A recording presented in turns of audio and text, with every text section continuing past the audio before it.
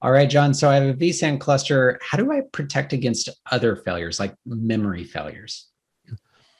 So by default, if you have a host that has failure with the DIMM, there's some different considerations. So if that DIMM, if you get what's called like a soft failure, ECC will mitigate that.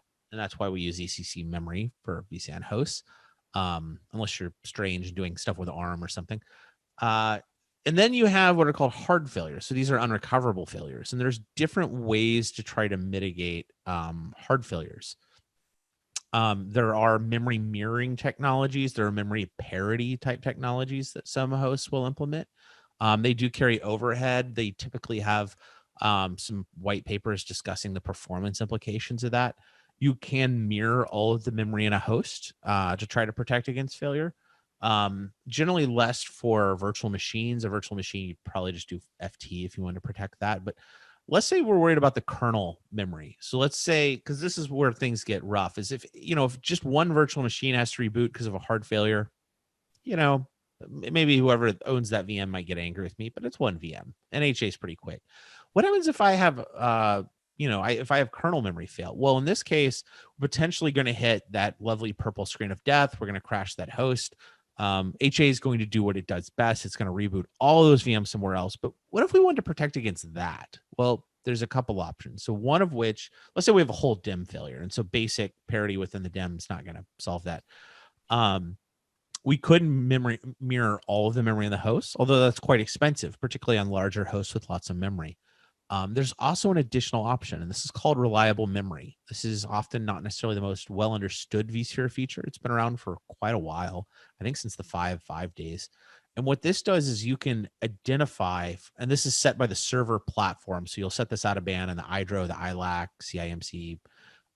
You set a percentage of memory or an arbitrary number of gigabytes. So this might be 4, 8, or 12% of host memory to be mirrored and flagged as reliable memory. Now, that reliable memory, when that server boots up, vSphere will look at that and say, okay, I'm going to put important kernel processes in the reliable memory. So that way, if I have a DIMM failure and it hits memory that was being used by the kernel, it's not going to crash the host. It's going to keep on going. And I'm not having to spend 100% overhead for holistic. If you want to look at how much is being, if this is available, if you run the command on ESX CLI hardware memory get, it'll actually return how much reliable memory is there. There is an option. If you use a VMX flag, you can actually assign reliable memory to be used by VMs. I would, obviously do it with a very small amount. The kernel will get first stabs at that. There isn't like a DRS management, but what's cool about this technology is if you're in the type of environment where even just having a host fail and having HA kick in is going to be pretty sensitive, but you don't necessarily want to go full overboard with FT for your VMs. This is an interesting middle ground. So talk to your server vendors. Some of them support this, some of them do not. Some of them support this and fixed gigabyte reservations. Some of this you can select. There's a lot of differences in the implementation. I do have a blog on this. If you just search for VMware Reliable Memory, you'll probably find it.